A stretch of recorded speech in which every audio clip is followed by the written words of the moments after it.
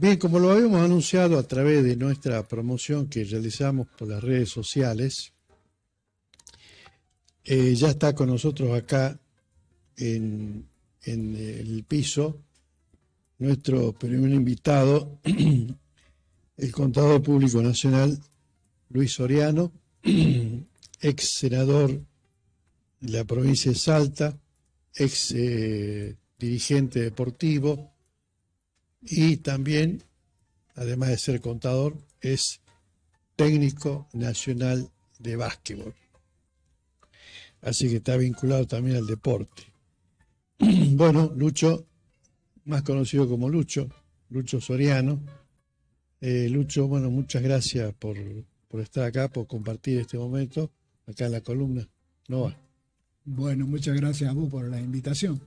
Además, antes de empezar con la conversación acá con Lucho, quiero decirle públicamente, ya se lo dije a él, y se lo dije en ese momento cuando falleció su mamá, su querida mamá, a quien la conocí, tuve el honor de conocerla, y hemos compartido con ella muchísimas reuniones, muchísimas, no solamente reuniones familiares, sino también reuniones partidarias. En varios actos del Partido Justicialista solíamos encontrarnos y para participar de esos actos. Así, por supuesto, mis condolencias, reitero mis condolencias por el fallecimiento de tu mamá. Bueno, muchísimas gracias. Aquí hay muchísimas anécdotas de parte de mi madre. Y como quien dice, por su fruto conocerás al árbol. Así es. Y mi madre era una persona muy militante de combate. Recuerdo cuando al doctor Miguel Ragone le hacían la vida imposible la patota sindical, pensando que él era socialista, etcétera. Comunista, como se dice hoy. Sí, sí. Entonces un día en la sede de calle Mendoza, casi Florida, estaba mi madre, estaba el doctor Ragone y otros dirigentes políticos, y entró la patota sindical y lo tomó del cuello al doctor Ragone y lo puso contra la pared, y un grupo grande de, no sé, más de 40 personas. Sí. Y mientras lo apretaban ahí al doctor Ragone, mi madre se puso en el medio, los corrió a todos.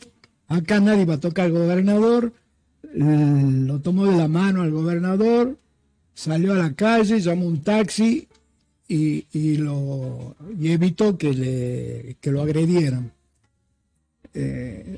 Obviamente que esta gente... Qué valentía, ¿no?, de tu mamá. ¿Y qué te parece enfrentarse con toda una patota? Claro. Y sin embargo ellos no le dijeron ni mu a mi madre. No, porque vos que la conociste, los que la han conocido, tenía un perfil de autoridad. Sí, sí. Tenía un perfil de autoridad. Bueno, como esa anécdota tengo muchas más. No, y yo recuerdo que ella siempre decía que era una defensora a ultranza de, por ejemplo, de Evita y de Cristina Fernández de Kirchner. O sea, no lo ocultaba. No, la mamá cuando veía que la atacaban mucho a Cristina, como también lo atacaban al Papa Francisco, ella tenía en su cómoda la foto del Papa, la foto de Cristina, y al Papa lo tenía con el Señor del Milagro y a Cristina con la Virgen del Milagro, y decía, no lo van a poder tocar jamás a ninguno de los dos. Y dicho y hecho, porque han pasado años después de tanto ataque a la pobre Cristina, ella sigue libre y todavía no han podido condenarla. No han podido probar nada. No pudieron probar nada.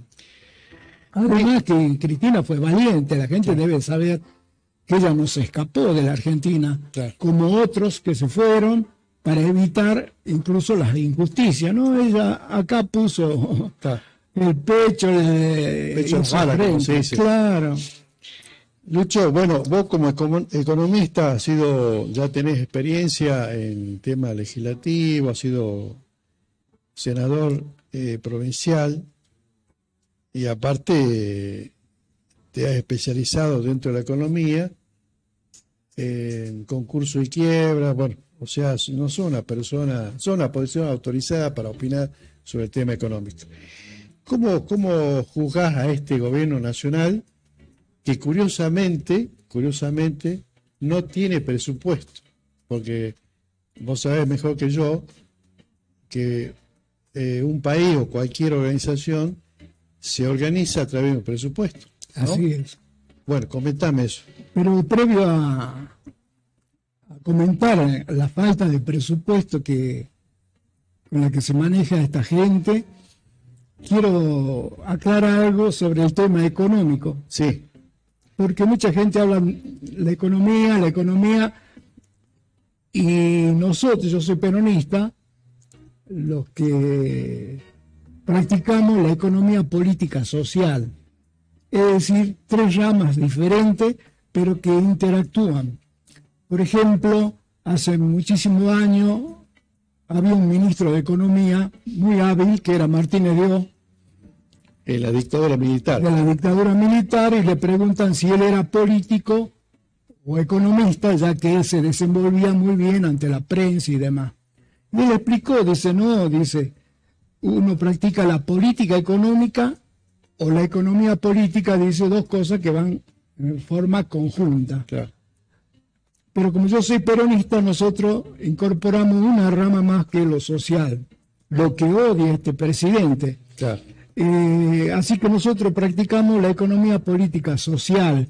Quiero aclararlo porque muchos hablan de economía y en realidad nosotros los peronistas tenemos a la economía política social, que no es lo mismo, estas tres ramas juntas, que hablar de economía social. Claro, es decir, los economistas, esto de los neoliberales, o los economistas de derecha, así hablemos claramente, separan la economía a propósito, ¿no es cierto? Entonces, con un lenguaje muy técnico que la gente no entiende nada. Sí, no, además, por ejemplo, ya hablando de este gobierno nacional, Sí. ellos hablan de transparencia y no son nada transparentes, hablan que son legalistas, constitucionalistas, y absolutamente nada que ver. Sí. Yo tengo reuniones con gente amiga, familiar y demás, y me dicen que vos querés que le vaya mal a este gobierno, pero en absoluto. Yo quisiera que le vaya bien para que nos vaya bien a todos los argentinos. Claro. Pero hay que decir que no va por el rumbo correcto. En lugar de tomar para un lado, se fue para cualquier parte, porque en este momento es totalmente incierto. Es cierto. ¿Y por qué es incierto? Cuando Milei gana, no tenía ningún plan, ningún programa de gobierno, y el que le presenta el programa de gobierno es Sturzenegger, funcionario de Macri. Es decir, que indirectamente los que están en este momento en el poder son los exfuncionarios de Macri, como Caputo incluso, todos fracasados. Son gente fracasada y que no entienden, cuando ellos hablan de transparencia, de legislar de acuerdo a la ley, lo dicen de la boca para afuera, pero no lo practican. Y ahí, como vos me dijiste, el presupuesto, en cualquier parte, así sea un pequeño kiosco, un pequeño negocio, siempre el dueño va a programar sus ventas, sus gastos, etcétera. Y además lo va a hacer en el tiempo, para decir cómo me va en todo el año. Bueno, nosotros tenemos en la Constitución nuestra de la Nación y también de las provincias la obligatoriedad de hacer un presupuesto. El presupuesto que se debe aprobar antes de que vos hagas tu gobierno. Y hábilmente, porque son, voy a decirlo así, son sinvergüenza, este gobierno está llevando su función con el presupuesto anterior. Claro, ha prorrogado el presupuesto. Claro, porque en lugar de decir, hago mi programa, lo vuelco a los números y hago un presupuesto, no lo hicieron porque no lo tenían. El tema del presupuesto, la gente debe entender que no es un papel, un documento formal de número, no, en absoluto. Es un instrumento jurídico. porque está en una ley, tiene que ser una ley, es más, existe la ley de presupuesto. Además que está en la Constitución que lo establece. Es un instrumento económico, porque yo ahí voy a decir de dónde voy a generar los recursos para llevar a cargo mi gestión. Es un instrumento contable, porque ahí se van a volcar todos los números. Es un instrumento de control, porque yo, en la medida que vaya ejerciendo y aplicando mi presupuesto, obviamente que voy a ir mostrando y controlando mi gestión. Y finalmente es un presupuesto político. ¿Por qué digo que es un presupuesto político? Es un instrumento político, porque si yo digo voy a hacer 10 puentes, voy a hacer 20.000 casas, tiene que estar en ese presupuesto. Si no es así, estoy mintiendo. Bueno, el actual gobierno no tiene presupuesto, gobierna de manera arbitraria, hacen lo que quieren y bueno, así estamos y así estaremos. Porque en el tema que se habla de económico, y yo hace rato estaba aclarando el tema económico, no es solo tampoco económico, hay que separar económico y las finanzas. Claro. Caputo está acostumbrado a la timba financiera y por eso se cree el Maradona de la finanza, cuando no es así. En este momento no pueden parar la suba del dólar, por ejemplo. ¿Y por qué? ¿Quiénes son los sectores que promueven la suba del dólar? ¿Y por qué razón? Bueno, ¿quiénes están detrás de esa movida, digamos? Y son todas las entidades financieras, claro, llámense banco, llámense bolsa, etcétera, que su negocio es la compra-venta de moneda. Claro. Entonces, en esa compra-venta, ellos tienen que ganar. Claro. Así de sencillo.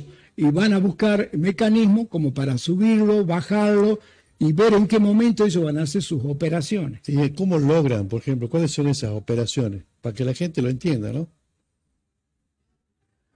Bueno, casualmente se manejan por la oferta y la demanda del dólar. El dólar. En la medida que ellos, digamos que ponen dólar en el mercado, si abundan de dólar, el dólar baja.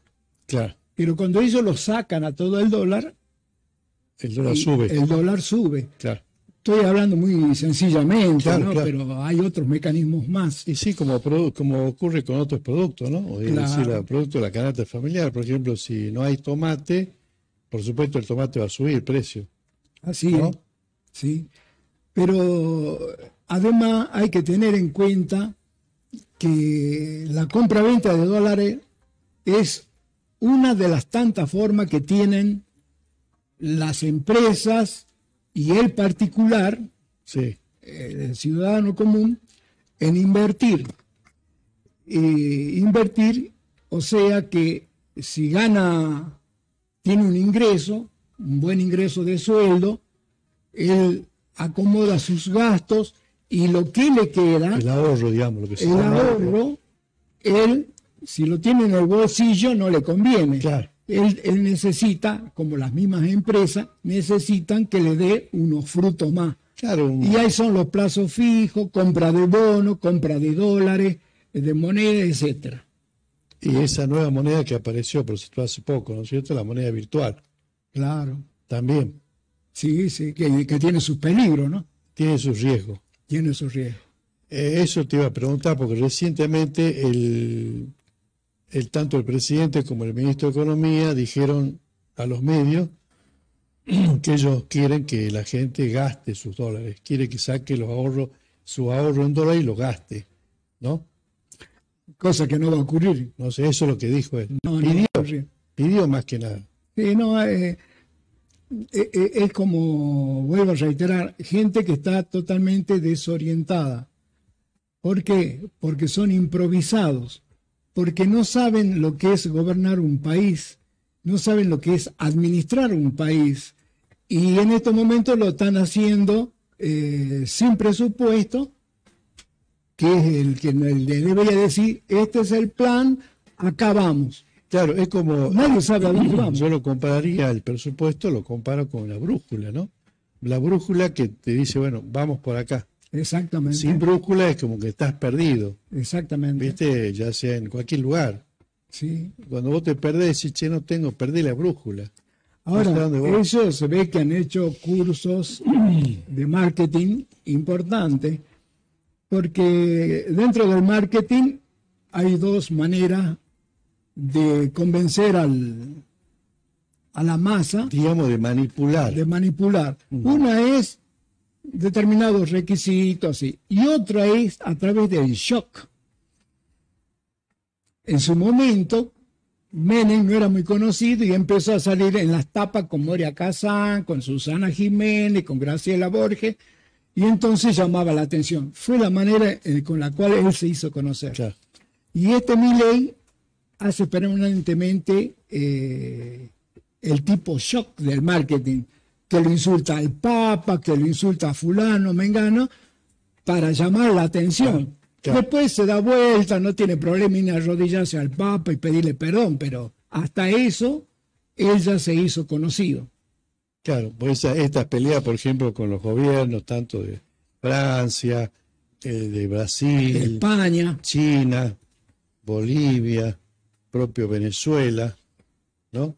Se pelea así públicamente por los medios y después por abajo va a pedir disculpas.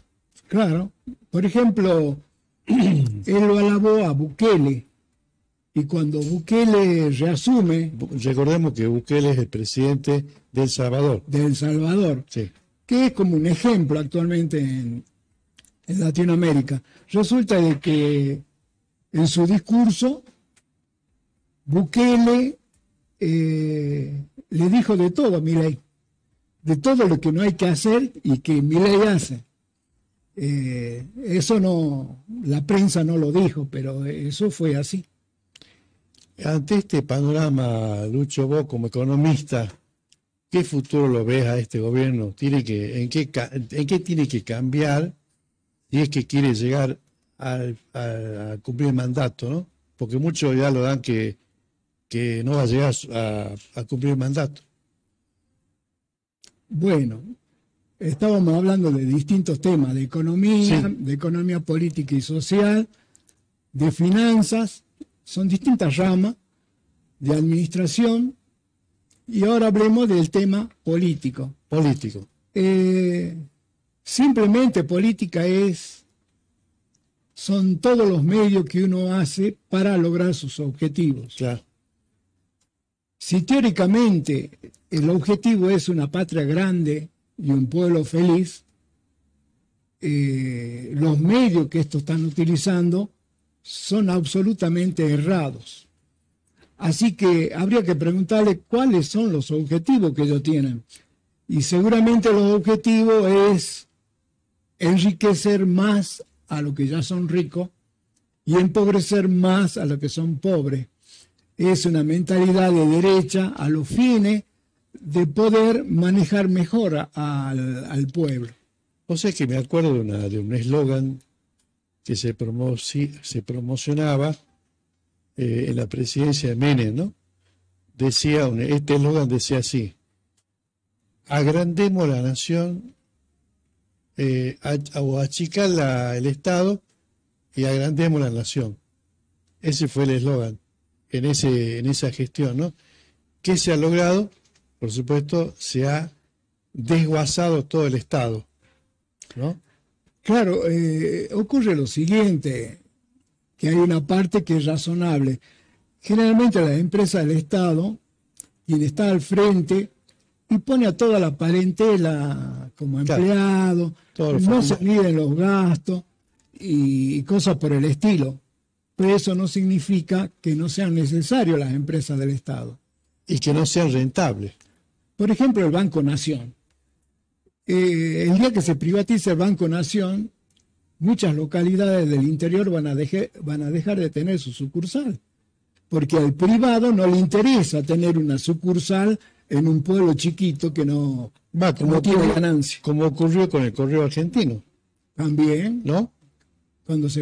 Y resulta que el Correo Argentino está en la Constitución Nacional. El correo tiene que ser nuestro, sí o sí. Claro, claro. Entonces, ¿cuál es el futuro para nuestros televidentes? Porque uno todos los días se levanta, lamentablemente, con una mala noticia, ¿no? Que aumentó esto, que aumentó el producto, que aumentó la nafta, que aumentó la luz, que aumentó el agua. Pero nunca vamos a tener una buena noticia. Bueno, en primer lugar, el gobierno actual tiene que hacer un mea culpa, un reconocimiento de sus errores. Es como cuando uno va en la ruta y se equivocó y se fue por otro camino. Claro. Hay que frenar, volver para atrás y tomar el rumbo correcto. O sea, ¿qué le recomendarías vos a este gobierno si lo tuviese acá al frente al presidente o al su ministro de Economía? Que se ponga con su gente, que mezclen a los políticos, que son necesarios, con los economistas, con los sociólogos, y preparen un muy buen presupuesto, que preparen un programa de gobierno, que no lo tenemos.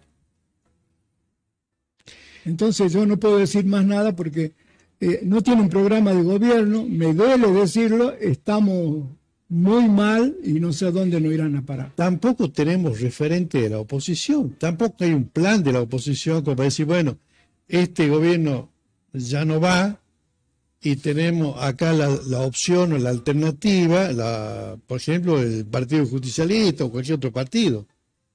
No, tampoco tenemos, hay un vacío. Un vacío total. Los 5 diputados nacionales por Salta fueron y votaron la ley base. Claro.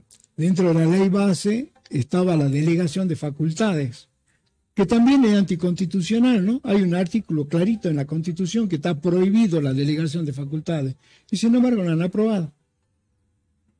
Y ahora Sturzenegger está por hacer varios cambios gracias a que tienen la facultad de delegada. Y si no tiene oposición, mejor. Por supuesto, claro. Si no hay oposición de nada, sí, sí, ni del PJ, ni de los radicales, ni de la izquierda, obviamente que van a seguir avanzando. Sí, bueno, el tema un poco que la clase política nuestra venía haciendo malos deberes, claro, la mayoría, sí, a lo que Milei le llamó la casta política, y cuando... Pero resulta que está gobernando para la casta. Él está gobernando para la casta y él se convirtió en casta. Ya se convirtió. Él tiene los mismos métodos y artificios de la casta política. Y la misma maña que la casta. Sí, sí, sí. Sí, él es más de lo mismo hoy. Ya. No es que él entró a combatir la casta. Entonces, ¿qué le dirías vos a la oposición ya? A los referentes de lo no que hay. están. No hay. No hay. No hay opositores. Lamentablemente no hay oposición. Por eso también es que nuestro rumbo es bastante incierto, porque no podemos decir en este momento hábilmente, y esto viene desde Estados Unidos, desde la CIA, de la Central de Inteligencia Americana, en donde comenzaron a desacreditar a todos los líderes latinoamericanos. Líderes populares. Sí, como Evo Morales, Néstor Kirchner, Lula da Silva, Dilma Rousseff, Correa, el de Paraguay, Cristina, hicieron toda una política de... Una campaña. Claro, para desacreditarlo. Y lograron que los odien. Claro. A Cristina hay mucha gente que la odia y no sabe por qué. Y no tiene idea por qué, claro. Exactamente. Hay mucha gente que lo odia, pero no sabe por qué lo odia. Vos le preguntás, ¿por qué odias a esta persona?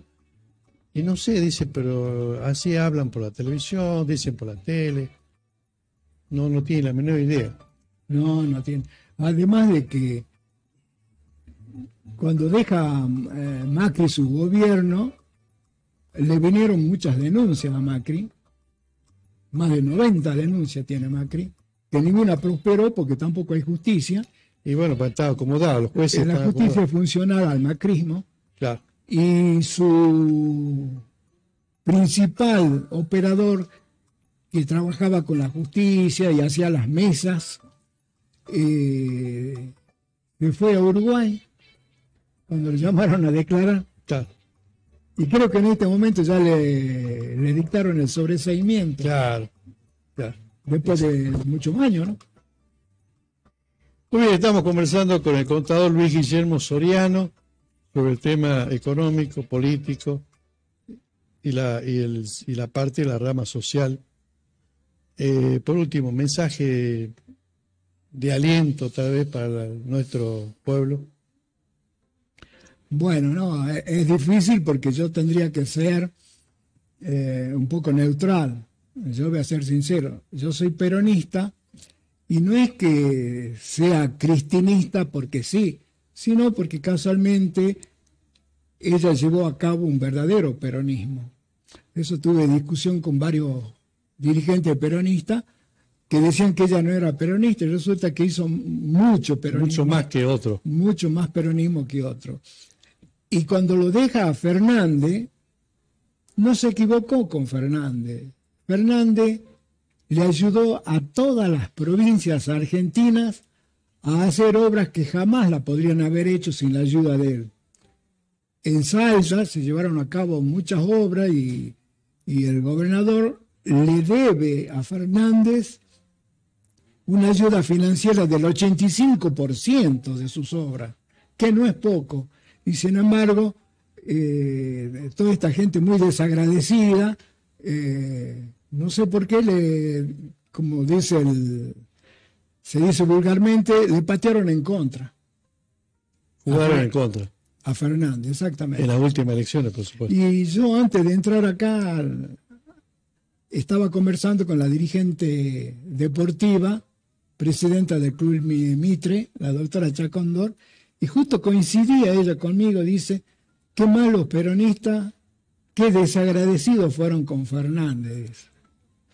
Yo diría que Fernández tuvo un error grave, que fue la renegociación de la deuda con el Fondo Monetario Internacional.